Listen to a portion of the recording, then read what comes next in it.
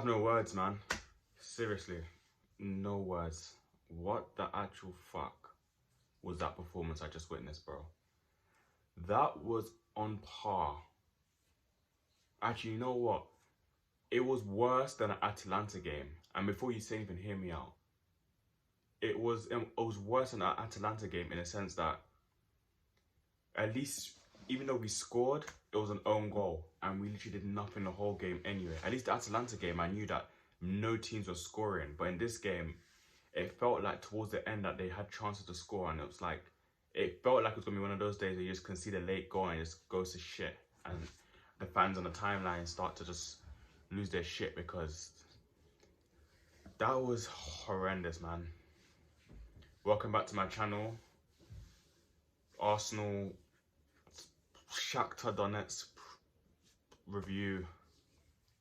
Bro, I'm struggling to find things to talk about in that game, honestly, because it's so tough, man, watching Arsenal right now. Especially because our only creative players, Saka and Odegaard, aren't there. So when you see who we have to create, you see Martinelli do the heel-to-heel flick thing. Fake shot, nothing, head down, dribble. You see Trossard, fucking Hall of Shame performance, absolutely disgraceful. Don't ever ask to start for this team again because you fucking suck when you start, bitch. Whoa. You fucking suck when you start, bro. I don't want to see you start a game again, bro. You are a 12th man for a reason. Come off the bench and then you impact the game. Because when you start, you suck, bro. You fucking stink when you start. Don't ever ask to start a game and complain again. Because you're not good, bro. Havertz, bro, you did nothing. But then again, you had no service. Even though when you did get the ball, there was a chance where we won the ball up high and they played the ball to you. And even though you played a nice ball to Trossard, the only reason you played that ball to Trossard was because your first touch was so bad. Because realistically, the first touch should have put you right in on goal and you could have just easily finished it. But that happened all game. The amount of chances we had when they lost the ball, like right outside their box, and we just couldn't score goals. It was comical. It was comical, bro. It was comical. Like, if we play that way against Liverpool on the weekend, bro, we're going to get sacrificed. Because if it was Jurgen Klopp's Liverpool, I'd be more confident because I know they'll take the game to us and we can counter them. But this is Arne Slot's Liverpool, so now you know they're going to actually play to control the ball and we're not going to have as many chances as we did before. So I'm really scared for this Liverpool game on the weekend, bro. Because I don't know what's going to happen in that game. Like, I genuinely have no idea what we're going to do because I saw on One Football that Arteta said that Saka's unlikely to play in that game.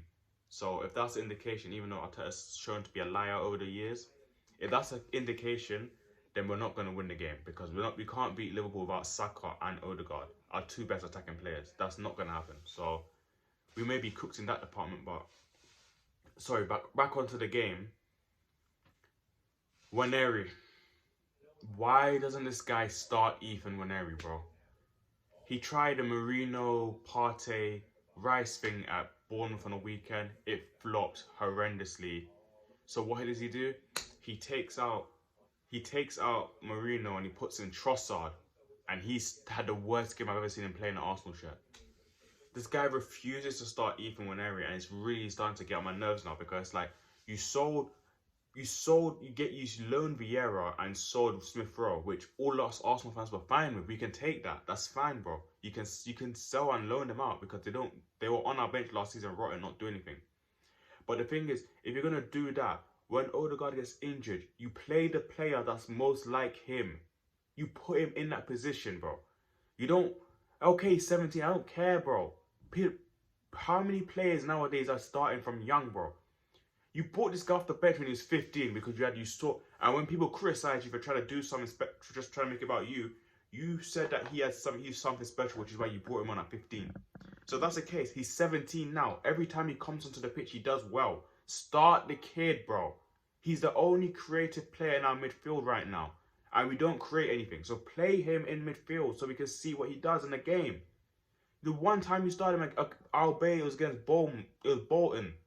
He scored 2 goals, I think. He scored 2 goals or a goal and assist, something like that. I can't remember. Sorry, my mind's built with... I'm upset right now, you guys can tell. But fucking start him, bro. You can't start him against Liverpool now because you can't just throw him in the deep end. Actually, you know what? Fuck it. Start him against Liverpool, bro. Start him against Liverpool. You can't play Partey, Rice, and Mourinho together. They just freeze fridges, bro. They stink together. There's no creativity in that team, bro. It's really, really starting to piss me off now because it's like, it's been every time we get close, something bad happens.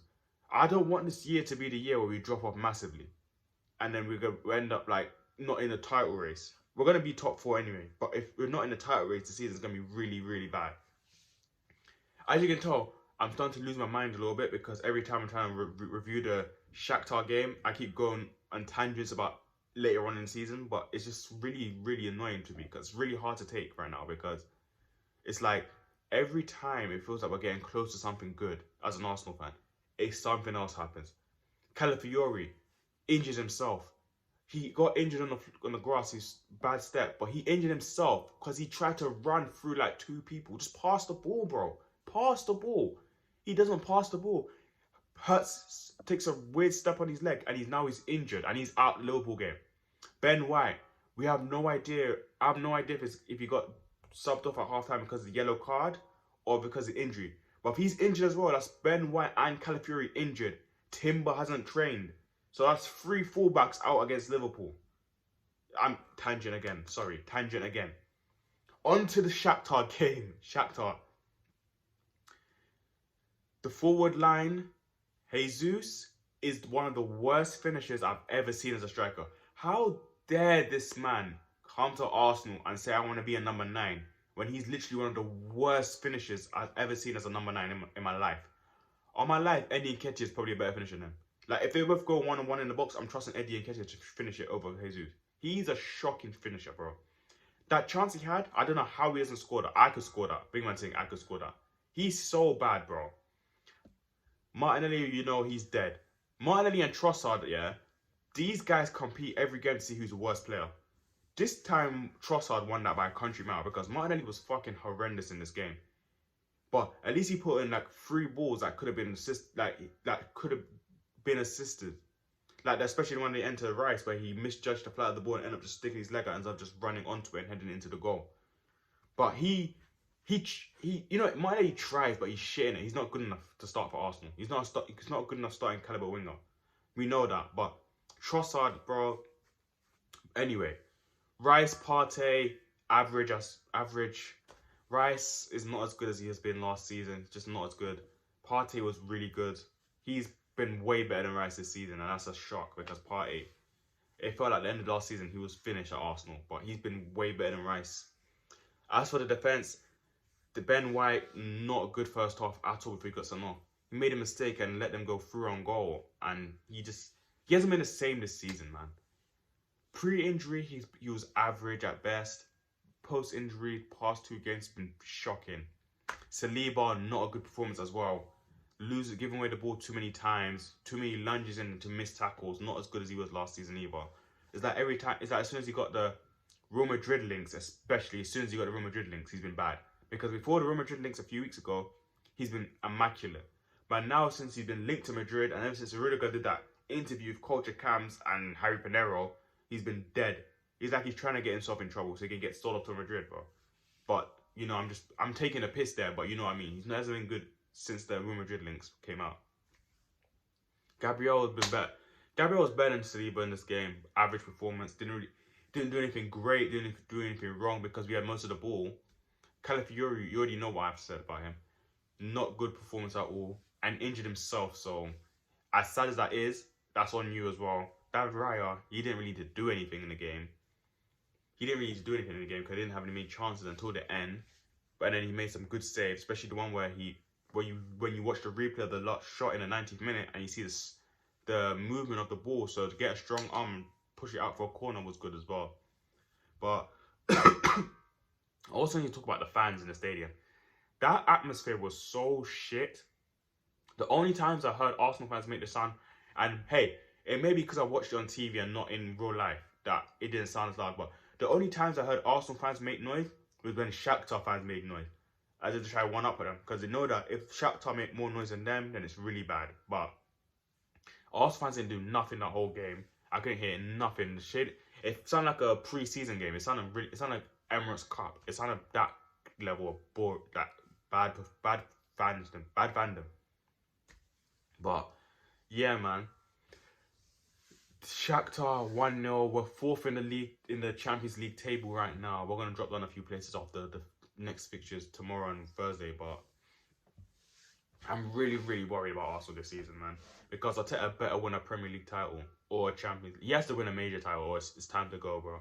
Because 5 years without a trophy, it's not worth it in the end. Because as good as a manager I think you are, it's not worth going these many years without winning anything. But us saying you're still a good manager because you're not showing it you're not showing anything on your CV, bro. You're gonna say you managed Arsenal, you won nothing, bro. Like, we can't be having that. So he has to do something.